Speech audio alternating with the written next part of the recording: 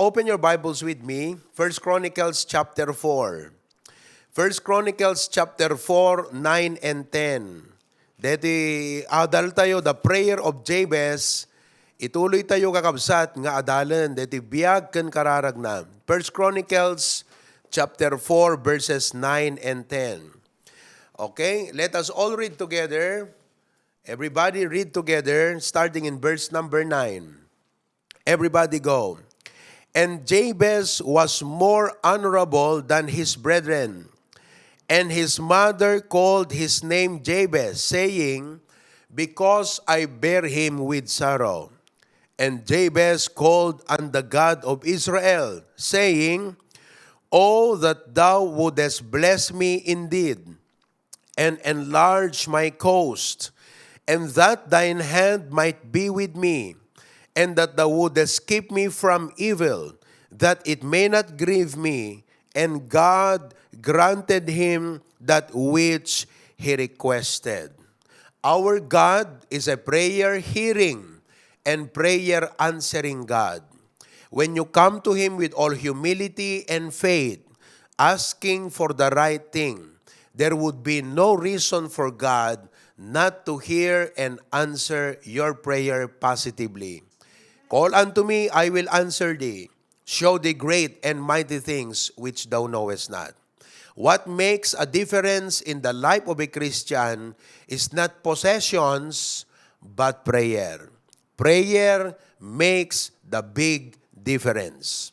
So let's continue to study the magnitude of the prayer of Jabez. The size, how big was the prayer and request of Jabez. Heavenly Father, bless us this afternoon.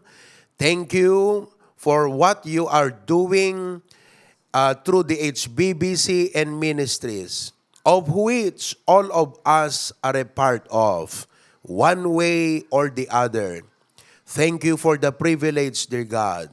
Thank you that we are a part of a church that gives us a sense of purpose, meaning, and sense of mission, dear Lord. Katsapay kumata, tulungan na kami agkay-kaysa agpatpatuloy, iti puso ken panunot ng runa ti Espiritu, para iti panakaisaknap ti Ebanghelyo, panakaidanon ti ginapudno nga manglawag, ti panpanunot dagiti amin nga tattao. In Jesus' name we pray. Amen and amen. You may be seated. Okay? Nganganin umay iti apo kakabsat. God is coming, the Lord is coming very soon. Di kalman, kinantami di jay, maybe today, the Lord will come for me. Maybe today, my Savior I shall see. Maybe today, from sin I shall be free. Jesus will come, I will go home, it may be today. So we have so little time, a lot of things to be done. Katantay di panunot tayo kabsat ti panag-backslide. Iwaksi tayo, dagitihan na naimbag nga banbanag. Ag-focus tayo na langitan. And let us put our hearts into the ministry of God. The prayer of Jabez is a wonderful prayer. It has 4 important ingredients. These ingredients are very essential in life. 1, bless me indeed. 2, enlarge my coast. 3, may thine hand be upon me. And 4, keep me from evil.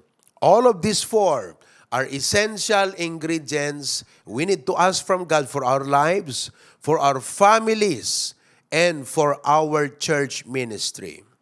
Now, there is something I want you to know though, because the prayer of Jabez is not the prayer of a materialistic person, but the prayer of a person with a mission. Deti dinawat uno kararag ni Jabez, haan nga kararag iti tao nga materialistic. Bless me, bless me, bless me.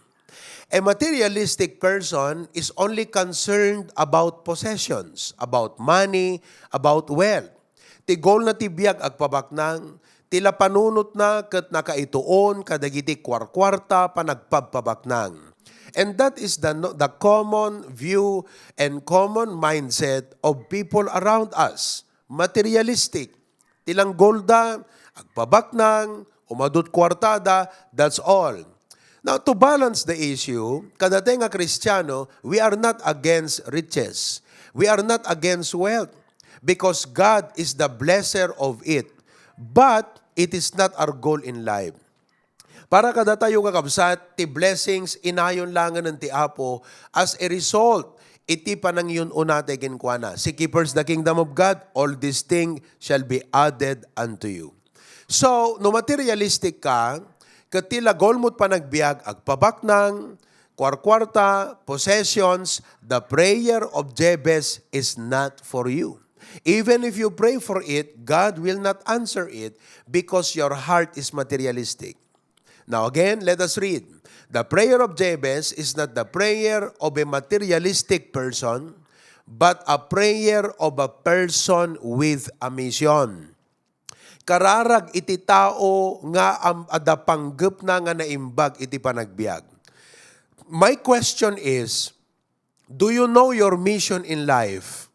Kasi nagpintas to yung prayer of Jabez. We want to adopt this. But this is the prayer of a person with a mission. What is your mission in life? You talk about mission. You know, digiti tatao nga daddo makakabsat, handa mamati ti Diyos, nagkaputay kan ti sunggo, evolutionist. Amom no evolutionist ka, hangka mamati ti Diyos, you believe that the world came into existence through the Big Bang Theory. There is a question that atheists can never answer right. Amoy no ana DJ kakabsat, what is the purpose of life? Kasi kasla ka la animal, di ba? Oh, tilang goal mo kat for survival. Di ba? Numatay ka, awanan, that's the end of it. Ngem datay nga anak iti Apo, death is not the end of it. Death is just the beginning because our hope is not only in this life. Our hope is in the next life. Iso nga the purpose tayo nga agbibiyag tirabaw iti dagat. We are not here just for existence. We are not here just fighting for survival. We are here with a purpose. Anot purpose tayo? Matthew 28:19 and 20. Kaya't ko kakabsat nga maawatan nyo dayti nga banag, tapnon makitam no anya ti panggep ti Apo ka. Matthew chapter 28:19 and 20. Everybody, let us read all together. Go ye therefore. Imbaga ni Apo Jesus detoy, idi umuli sa jay langit. Kinasarita na digiti 500 disciples and apostles. And He told them, go ye therefore. That is saturation. Our mandate is not to stay or to sit, but to go. That's why we are going. So nga da kayumot di da kakabsat, your mandate is to go. Go to all the islands and teach all nations. That is salvation. Isuro tayo tipan na kaisalakan. Naisalakan tayon. Numatay tayo mapantay ijay langit. So, dayjay nga pan nakaisalakan, ishare tayo, iburay tayo. Masapol nga the burden tayo, compassion, concern tayo ti kararwa, iti pada tayo nga tao, tadigiti tataw ti aglawlaw, mapukpukaw, agturturong di impyerno, kat no handa maamammo ni Apo Jesus, handa nga maisalakan, handa maamuan ti kinapudno, awan namnama kadakwada. Only the truth can give people hope. People today are hopeless. Hopeless, kakabsat. Awan namnamadan. Only Jesus can give them hope. Iso nga, that's the purpose of our existence. Okay? Teach all nations. And then after they get saved, di kat nalpasan DJ salvation, baptize them. That is identification. Jesus commanded that those who will be saved must be baptized. What does that mean? They must be identified. May include dan, dapat maging member da iti church family. That is the reason why we are here as a church. Idi kalman kakabsat, idi nagsarita nak iji karwan, inlawlawag ko kadagiti addadjay, kung nag-apay nga nang ipatakder kami ti paggimungan dito karwan. Apay nga umay kami manggimong, by the way, awan misa ta Biblia. Han nga misa ti goal tayo, aggimong. Apay nga umay kami manggimong. Why? Ta isuro mi ti pan nakaisalakan, ket da kayo nga maisalakan, maging member iti pamilya ti HBBC, apay, gaputa kay randa kayo. Awan nanang nga nunayanak deta ubing baybayanan. Sad to say, last week, siguro nakita yun ta social media, at daim paano da nga baby dita, nasarakan da dito yung Bislac River. I think the mother is not in her right mind. Kawawa yung ina, kawawa din yung bata. Because no mother in her sane mind would ever do that. Agasam, di kayanak nga ubing kakabsat, napanalata impayano dun dita. No si kakat nanang, kat ay ayatem deta anak mo, tagibiyem taripatuan. As a church, dagiti na isalakanan, kayat tayo nga taripatun ti pamati da, tapno agrow da. Why? Because we believe that Bible education is a necessity, not optional. It is more important than college education. Mamati tayo kakabsat, nga uray adot ammom nga nainlubungan, adot ammom nga naindagaan, no awan ammom ta Biblia, nating day tabiyag mo ti imatang iti Apo. Because Bible education makes all the difference. Nakita day ta kakabsat ni President George Washington. Amuyo di kunana, it is impossible to rightly govern the world and the nation without God and the Bible. George Washington has realized the value, essentiality, and importance of the Bible for the moral fiber of the society. Isu nga makita yung kakabsat. Dita Amerika, manmano ti Katoliko nga maelektaran nga president. Do you know why? Because to be a president, you must have at least a Bible background. The Constitution of America was crafted and it was based on the Bible. The early settlers in the U.S. were Bible believers. Digidyan ang bukal ti Constitution ti Amerika, Bible believers. So, they saw the importance of the Bible. And look at it. When they removed the Bible in the school, when they removed the Bible, anat napasama kan kakabsat ti Amerika, Kimaro, Demakes, Kimapsot. You see, iso nga husto di George Washington na president. Amuna nga no awan Bible, kasla plus light nga awan baterya na kakabsat, han nagsilaw. Kasla lugan nga awang gasolina na, amuna di jay. Iso nga kastati ka importansya at Biblia. Iso nga datayo nga Bible believers, ti Biblia na tulungan na tayot na indaklan, binalbaliwan na tayo, kat amu tayo nga iso ti kasapulan, nga mayadal kadagiti tao kakabsat. No matter how sophisticated their life may be, or no matter how complicated their situations may be, it is the Bible that can only fix the problem. Amen? Biblia lang ti makapix ti lubong kakabsat. Iso nga emphasize ko deta, tapno maawatan nyo, dayta ti misyon tayo. Hantay lang agad adal ti Biblia, no di ka ti misyon tayo, mangyadal iti Biblia. Dagiti immediate relatives tayo, friends tayo, kaubraan tayo, kailangan si ka mismo, you are convicted. The Bible has changed you, the Bible has helped you greatly, and because of that conviction, you believe that your friends need to hear the Bible, your relatives need God in their lives, or else they will perish. Amoy ka na sa unde, ta perish, what meaning ta perish? Number 1, mapukaw. Katalaga nga mapukaw ti tao no awan Biblia nga mga ganna kakabsat. Number 2, ti perish, aramiden nat kay kayatnan. People will only do what they want to do kasi awan kadakwada ti authority. Awan moral uprightness. Awan standard nga pagibasaranda. Kasla nagpatakder ti balay, inaramid na latantay, amuna nga napintas kakabsat, han na sinurot ti usto nga rukod, ana sinurot ti usto nga materyales, di kadno ginggened marugpo di balay nakakabsat. Isu nga adot ta tao, marugpo ti pamilya, marugpo ti biag apay because of lack of Bible education. So it's time that we restore Bible in our homes, in our schools, everywhere. This is the hope of men, and this is the hope of our country, the Word of God. Kat deta ti misyon tayo kakabsat. Amen?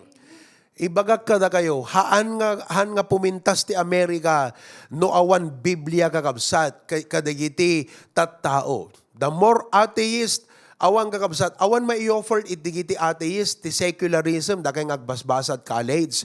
That is the prevalent and dominant system in the universities today. Anti-God, anapay, digitay, hanamamati ti Diyos, hanamamati ti Biblia, deta ti prevalent. You know?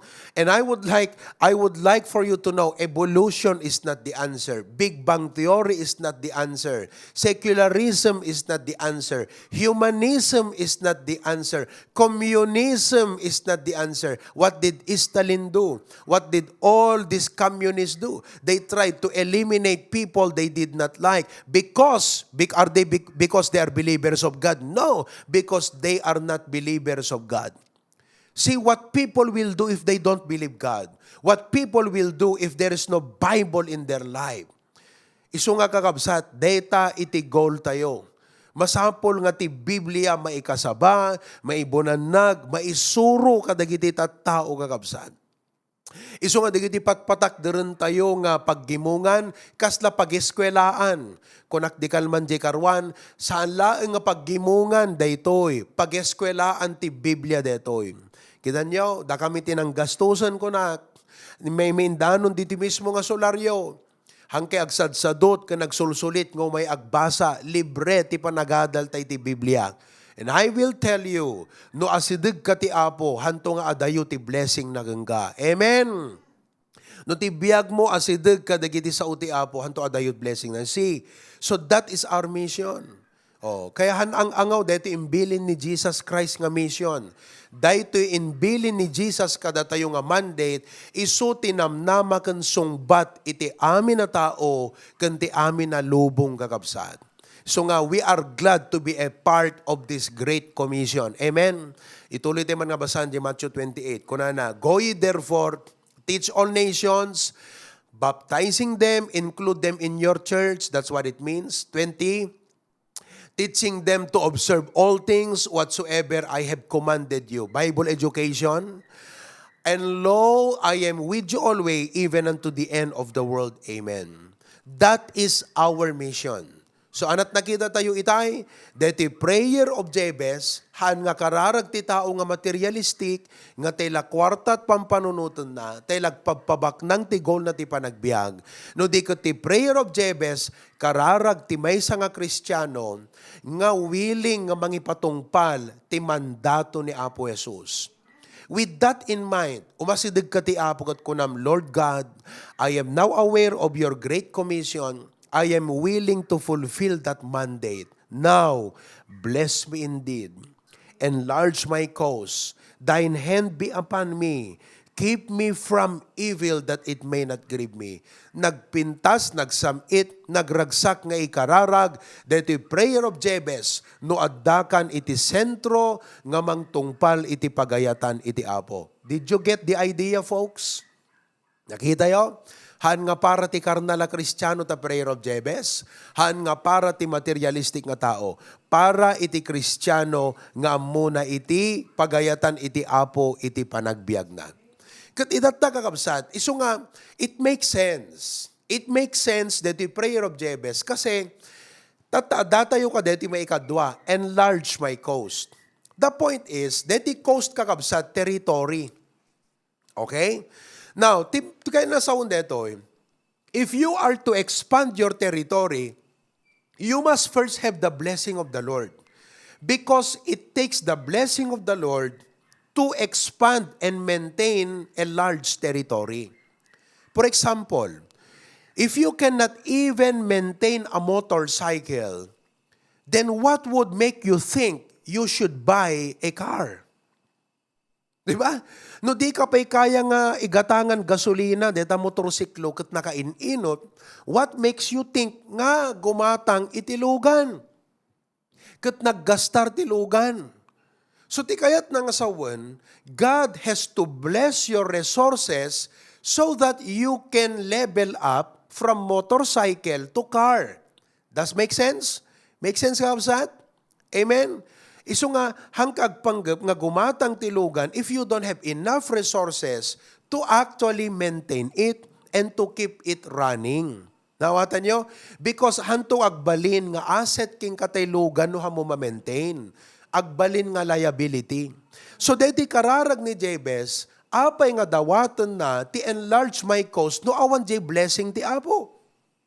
Because without the blessing of God, it's hard to expand your territory. Just like for example now, no basit ti budget ti church tayo, ti mission kan pang-maintain ti main church tayo, kasano tayo nga ag-expand. Did you know how much we need to maintain the present ministries? Nakita yung Jekarwan, amen ko na tayo. Hangko ibagan no kasano nagasto tayo, galba, trusses, na napaploringan, okay? Tapos napatawaan pa'y kakabsat. Hangko ibagan numanot na gasto tayo. But if we do not have that blessing, how can we build a kapilya in Karuan? We cannot expand territory if we don't have the blessing of the Lord. That's the sense of the prayer, folks. Nakita yung kakabsat? Idikal man, tibigat, tumawag ni Pastor John nga nagsapa kanyak, kunana, anat ko na, pag meriendaan tayo, digijay, umay maki-Bible study Karuan. Nagpagpagatang ti cinnamon bread ko na, nagpagatang 250 pesos.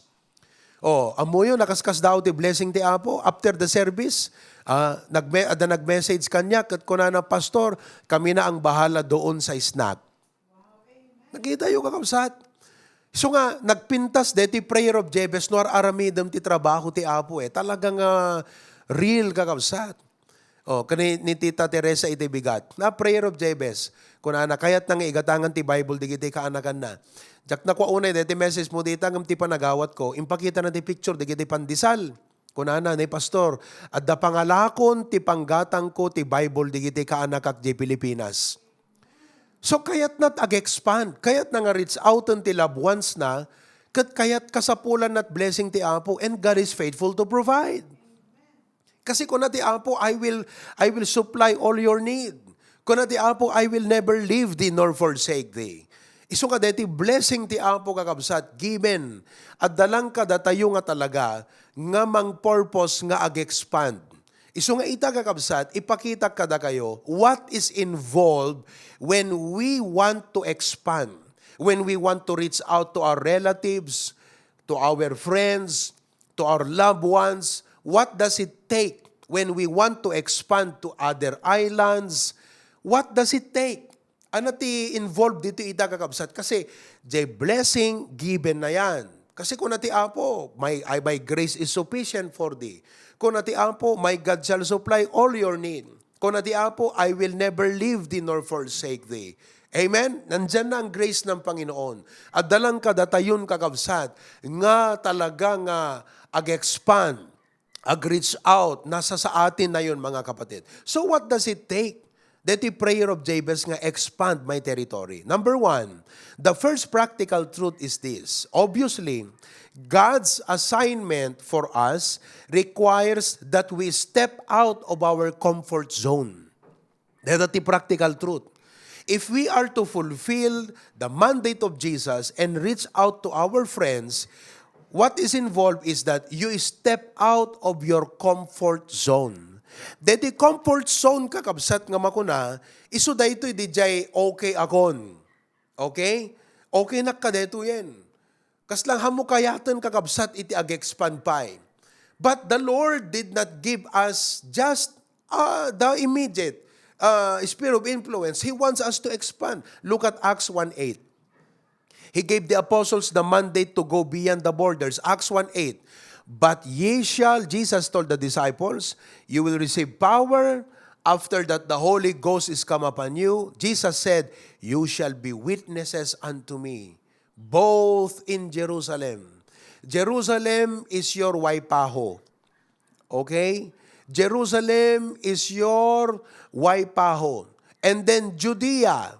Judea, mga kapatid, is your other islands. So Jerusalem is your Oahu Island. Judea are the other islands of Maui, and the Big Island, and Kauai, and other, and Pawai. Lahat yan, mga kapatid, ang other islands ninyo.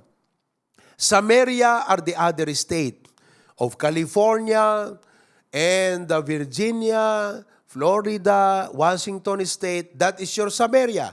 And unto the uttermost part of the earth. Now look at it. It takes a Christian who will take that mandate from the Lord and say, Lord, we will take a step of faith. Yes, we will not only stay in Oahu. We want to have HBBC converts in the Big Island, in Maui, in Kauai, in Pawai. We want to have HBBC converts. Yes, Lord, we want to have HBBC in California, in the Washington State, in Virginia, in Massachusetts, in the Florida, in Indiana, New York. We want to have HBBC. There are a lot of Filipinos there, O Lord. Oo. And then, unto the uttermost part of the earth, Lord, if you will move us to other places, we will become witnesses for the Lord Jesus Christ. Nakita yung kakabsat, dahil ang intent ni Jesus Christ is a strategy. Nakita tayo, panggap tayo mission, that is the strategy. So we should claim these territories. We should pray that God will give us converts, key people. Apo, mangtad ka man, iti mangiturong ka man ti agbuya nga taga ijay sa bali nga isla. Apo, sino nga tat mabalin mi, agpanunot kanukuan. Sino dat amok nga taga ditoy. Padasak man nga teksan, tawagan. Because that's the mandate of the Lord Jesus Christ. And you know, it takes for you to come out of your comfort zone. Why? Because you are doing extra work. Your daily routine, nagaring ka tibigat, ingkag trabaho, you are okay with that. Now, the Lord has commanded you, nga kunana, witness to your relatives, witness to your friends, witness to your fellow Filipinos, wherever they are. So, anat aramidan? You have to step out of your comfort zone. Do not make excuses. Hanggang nga agdadahilan, busy ak ngamin, adut trabaho, kakabsat, ibagaman ti apo ta dahilan mo no acceptable. Anat ko na ti apo king ka, anyakan anak ko, inik kang kat tiyempom nga agtrabaho, inik kang kat gundaway mo nga agsapol, at da kumamot gundaway mo nga mangi advance, mangi expand iti trabaho. I am giving you sustenance for your family. Kat dapat panunutom mo't deti mandate ko. Di ba? Nung imutang ka, tanakaimimot ka kanyak. Nututupan ni Apo Diyos, nord imutang ka anak ko, tanaimot ka tiyempom para kanyak. What happens to you? Di ba? It makes sense? So nga kakabsat, masapol nga kitaan tayo deti mandate ti Apo, and let us not make excuses. Kumbaga, ti aramiden tayo kakabsat, i-adjust tayo ti biyag tayo, priorities tayo, tapnon ma-fulfill tayo di ibagbaga ti Apo, hanga ti Apo't agadjust kada tayo. Datayo iti agadjust king kuana. Naawatan nyo kakabsat? Di ba, the boss mo, no anat imbaga ta boss mo, no kunanagat, umega agubrat Domingo, awang maaramid mo agadjust ka talaga Tama ba ako? At danangat nga to, kakabsat, ngamti siya sinumanin, that's God. Kat dahito di kunana kakabsat ka, dada iso nga, stop making excuses. Conquer your laziness. Do you know what makes you lazy? When you entertain the world in your life. Entertain ng tinayin lubungan, entertain ng tinayin lasagan. It makes you lazy in serving God. Awan ton nalagsak mo agserbi ti Apo, awan ton appetite mo, interest mo, excitement mo. Kasla ka late ubing nga, sakbay nga mangan, nangan ti piatos ken nova, na ibusnat 5 kakabsat, intom pa kanem, hanamanganan. Apay, ata na hambat nga nabsog, ngem, anat kahit ko sa uwanan, na perdin kakabsat ti appetite na nga mangan, gapo ka digijay chichirya. Kasta tayo mat. Amoy no apay nga nasadot tayo nga mga ramid ti trabaho ti Apo, nasadot tayo nga gibunong trucks, amoy no apay, because there's so much of the world in our life. There's so much worldliness in our life. Naawatan nyo kakabsat, kasla kumakanyak, amom no, balinak mo ta worldly kakabsat, mapukaw ko appetite ko nga agserbi ti Apo. Uray mo't siga padasan. No puro worldly kad kadwam. Puro worldly ti activities mo.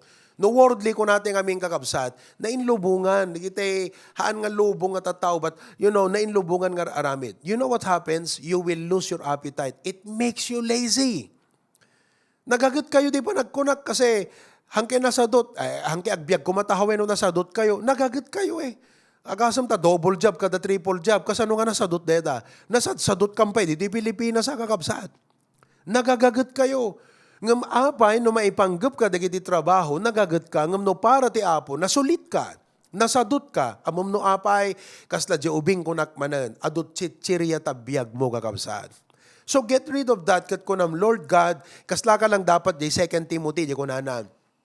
If any man will, kinaman, 2 Timothy chapter 2, dito dapat ti prayer mo kabsat 2 Timothy chapter 2, kunana di jay, if any man will purge himself from this, kunana, purge, ti aramidam tabiyag mo, purge, dalusam, verse 21, if a man therefore purge himself from this, he shall be a vessel unto honor. Amom ti aramidam purge, amon not purge, linisam tabiyag mo. Ikatam digiti worldly things ti biyag mo, tapnon ti apo, usaran na ka nga na dalos nga baso, elemento, ready and prepared unto every good work. It's your duty to prepare your life for the service of the King. Amen? Ari ka digiti arit pagserserbian tayo kakabsat. So prepare your heart, prepare your mind, prepare your life in the service of the King of Kings and the Lord of Lords. So conquer your laziness and overcome your fear.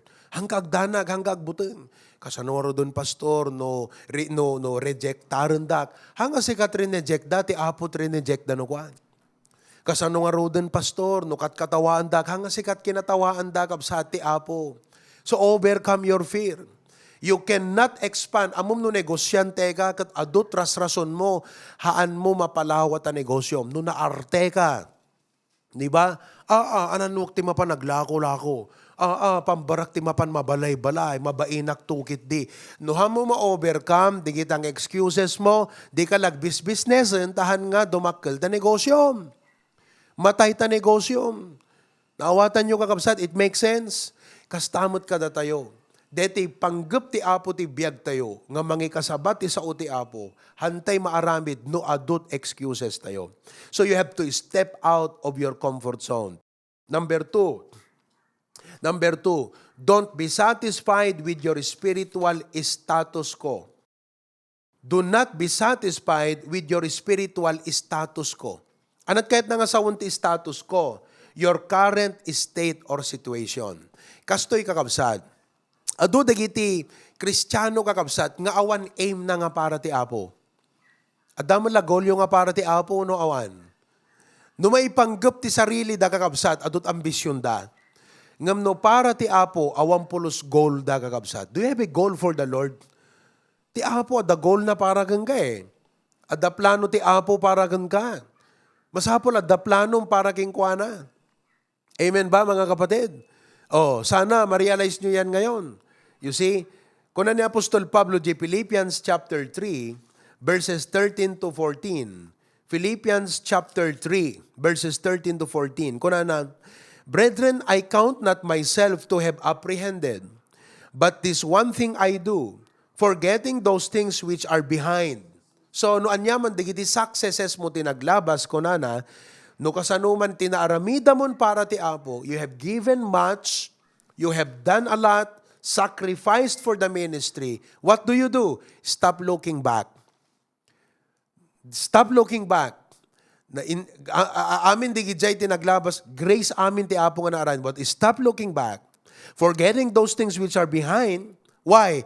Because there's a lot of things more God wants you to do. Reaching forth unto those things which are before. I press toward the mark. Tikayat na nga sa one, get yourself excited with great things in the future. Masapol nga the something nga makitam nga isut mangtud ti excitement mo nga para iti apo. Di ba? If you have goals of the future, it makes you excited. Do you know what vision will do? Vision gives you excitement. Vision is a mental picture of the future. No awan panggep mo nga naimbag ti panagbiag mo, bale kasla ka la tambay nga agbibiyag. Diti adda ka ta kalsada nga agbilbilang no manutlogan nga lumabas, manutaso nga umisbo, manut tao nga magmagna. Tambay kasi, come what may, ganun na lang ang buhay. Vision gives you excitement. Di ba? No, the planum kakabsat, something to look forward to. Give yourself a reason to be excited of the future. And the only best reason that it gives you excitement of the future is godly desire, godly ambition. Material lang kakabsat nga para ti sarilim ti excitement mo. Kakabsat, ubaw ko na ni Solomon. Everything is vanity. So if the only reason that gives you excitement of the future are material things, everything is vanity.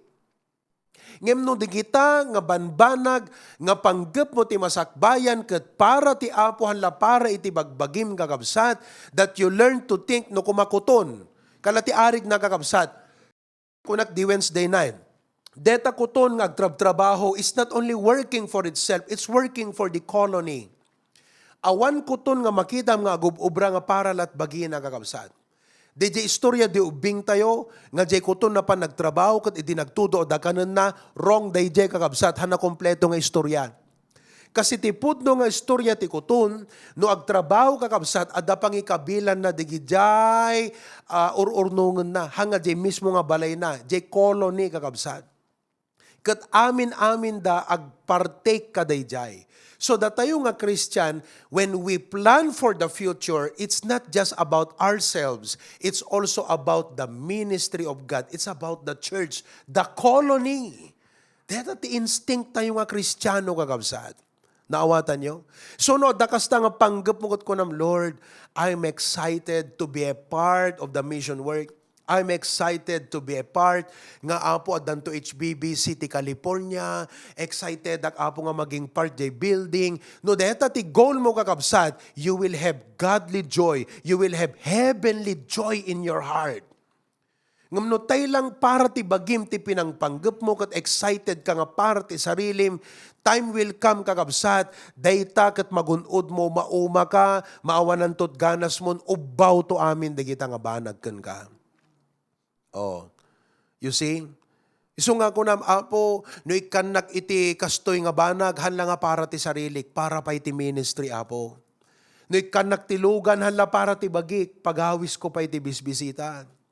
Apo, no ikanak kami ti kastoy nga resources, hanla para kada kami, para ti trabahom, apo. Do you realize that? Dagiti atheist, handa magaw at tapanunot da deta kunakbanan. Dagiti secularists, handa magaw at tapanunot da because to them, there's no God. And if there's no God, there's no real purpose to live. You're just here to exist, to compete with the rest of the creatures in this planet. You are competing against other predators. But that's not what we are. We are believers of Jesus Christ. Nawatan nyo kakabsat. Iso nga, don't be satisfied with your spiritual status quo. Dapat ada aim mo nga para ti Apo. Nga kunam Apo, na ipalubos mo, ag-retire kam to Pilipinas, ingkam to tumulong ka dagiti mission, ikam nakampay pig sa Apo. Di ba kakabsat? Napimpintas nga, diti kayo nga umay ag-retire kakabsat. Amen? Malaksid no, ada panggap ti Apo kada kayo nga para ti ministry mo tahaway kat kunana saanan ako, diti ka nga retire, tatumulong ka ti trabaho ti Apo. You see, so do not be satisfied with your spiritual status quo. And lastly, if you stop growing and expanding, the tendency is to grow cold. Nung aminhan ka nga ag-aim nga para iti Apo, hang ka agplano, ti para ti Apo ti future mo, aglamiis ka. That is always the tendency. That is a natural law. It is true in the natural sense and it is true in the spiritual sense. In the business side, no hamo mapanunutan no kasano nga padakkelem ta negosyom kakabsat, atiwon na kati competitors mabaliktad ta bangkam kakabsat. Because if you start a business, you do not just start the business tapnon ti kastagat operatum. No, you have to remember, adamang tulad ta negosyom. Husto no saan? Adda kat adda mang tulad, kinan nyo, adda nagtunot hito dita, nakapigpig sa ide, tatada ng tulad, no di na amot pumayan na tagakabsat maatew. Iso nga da kayo, no negosyante kayo kakabsat, kahit kung maawatan nyo, do not spiritualize everything. Do not spiritualize everything, kakabsat. Anat kahit kung asawon deta, hamoy bagbaga nga, by faith, kasto ito lahat. No, kakabsat. At the practical aspect na deta nga banag, nga isu iti ikararag mo't pamatim. Kunam apo in the natural sense, dito yung negosyo, no jak padakalan ka, jak ag-aim nga i-expand detoy, at dan tumang tulad dito yung negosyo, mabaliktad kam to apo, isong I need to expand. Naawatan nyo kakabsat, natural deta. Kan kastamot ti spiritual. No Kristiyano ko, umay ka na makigimong, awan goal mo nga grow, awan aim mo nga agserbi, tumulong ti ministry, hangga grow. Kas kala Katoliko nga, umay la makimisa, agdingag, agawid, same, sula-so. Gusto no saan? Ngam kita nyo, di kita Kristiyano kakabsat nga, ada goal na nga para ti Apo, maka-witness, ada ragsak da.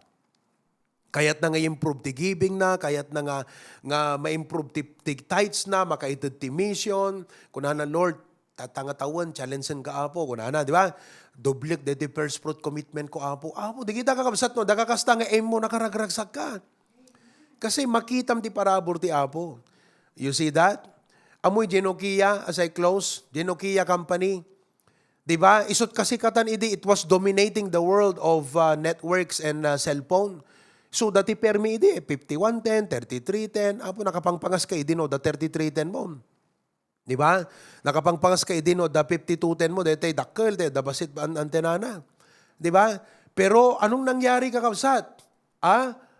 Nawala ang Nokia sa mundo ng cellphone. Bakit? Because they did nothing wrong? No. It's because they did not do something right. Kung na DJ CEO kakabsat ti Nokia, agsangsangit idinag-speech. Agsangsangit. Kuna na nga kasta, we didn't do anything wrong, but somehow we lost. Awan mo't inaramid mi nga dakas, ngem naabak kami kuna na. Yes, they did not do anything wrong, but they did not want to do what they were supposed to do. Kasta no Kristiyano ka, awan mo ta aramid na madakas, jak mo tag-chismis, awan mo ti perperjek nga padak, umayik mo't lang makigimgimong kunam. But you are not growing. Why? They miss out on learning. Handa kayat kakabsat nga sinursuro no kasanuda nga aksepon ti change iti lubong. Kasi ag-shift idin from keypad to touch screen. Idi kakabsat no naka-touch screen ang tingin ng tao sa'yo, millionaire. Tatta kakabsat, awana. Dakad pa yung naka-touch screen mo't kakabsat nga millionaire, awang kakabsat. Uray mampay mapanagarado kakabsat, naka-cellphone pa Mas daaw ka, dayanta, bukot tanuang kakabsat kat teksan na dete asawa na, isaang mo dete, kuwang katagawid akong dayanta, bukot tanuang.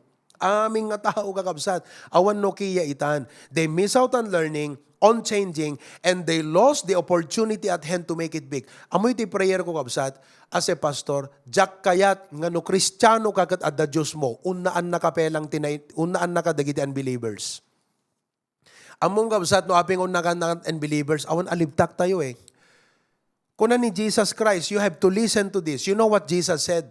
The children of this world are wiser than the children of light. Tungpa kadatay di jay.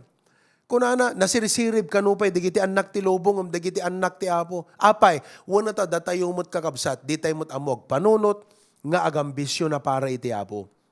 You see? So one commentator said, not only did they miss the opportunity to earn big money, they lost their chance of survival.